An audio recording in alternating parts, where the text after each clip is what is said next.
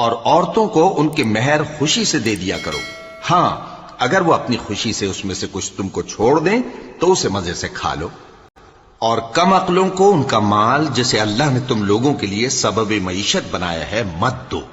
ہاں